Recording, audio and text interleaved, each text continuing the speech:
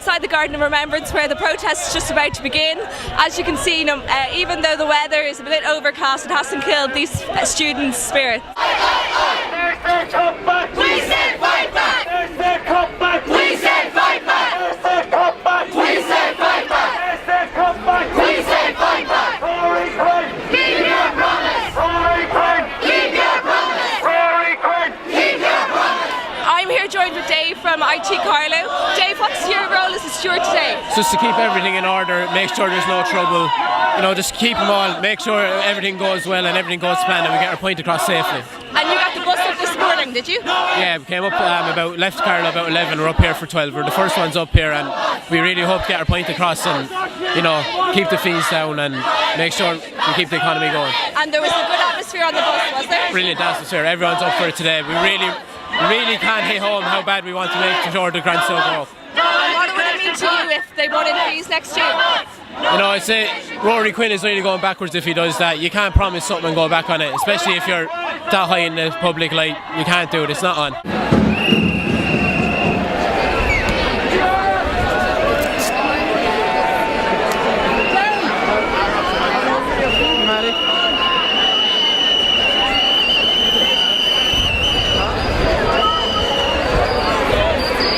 Furthermore, we pledge to use our position in Ireland to protect higher education maintenance grants from any and all cuts. I think it's going great already. There's a huge crowd here and it's a real sign of strength before the budget that we're not going to accept this. Just looking around, there's a lot of people really angry about this. A lot of people saying if their grant is cut, if further fees come in, they're just not going to be able to go to college. And there's a great atmosphere going and are you worried about people drinking or anything? No, I think it's mostly under control. We've a lot of stewards here, so we want to be able to keep things on and send a clear message, and we don't want to get that message to get diluted or put off course. I think we want it to be a good day with a strong message that we're here, we're doing it peacefully, and we want to say no cuts.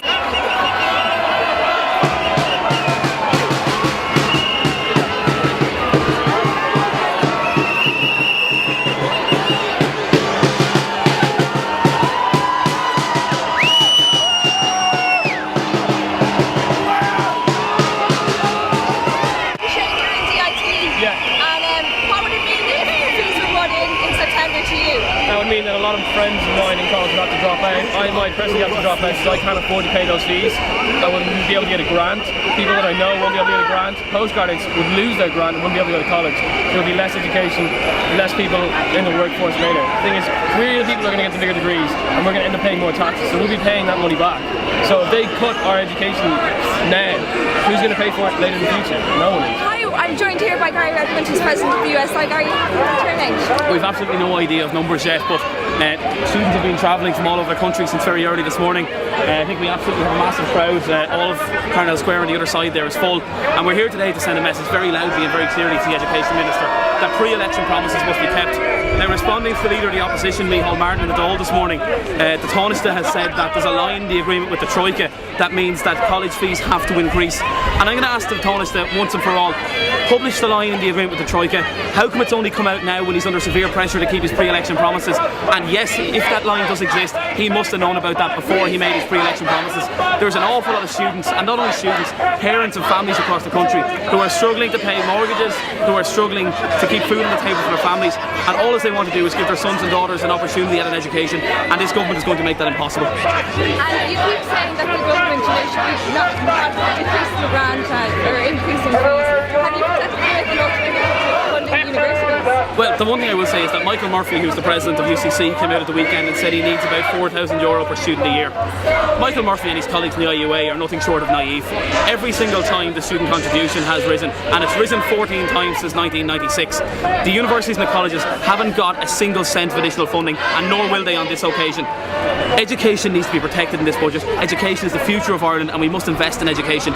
We need to take a decision as a country to decide whether we invest in education, we build this smart knowledge-based economy that we hear hear the government talking about time and time again, or we let the country go into the quagmire that it's on the road to. Students and unemployed people have three choices at the moment.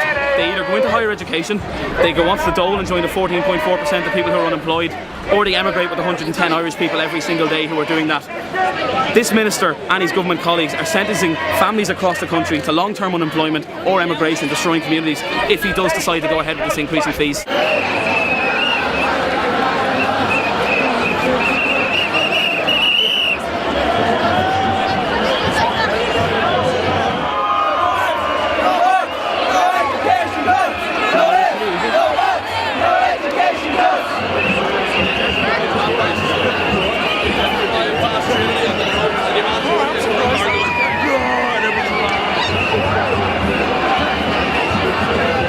The students are about to hit the city centre. How do you feel about their protest today? Do you think they have a valid argument? I think they do have a valid argument because they shouldn't have to pay for what they want to do as regards an education.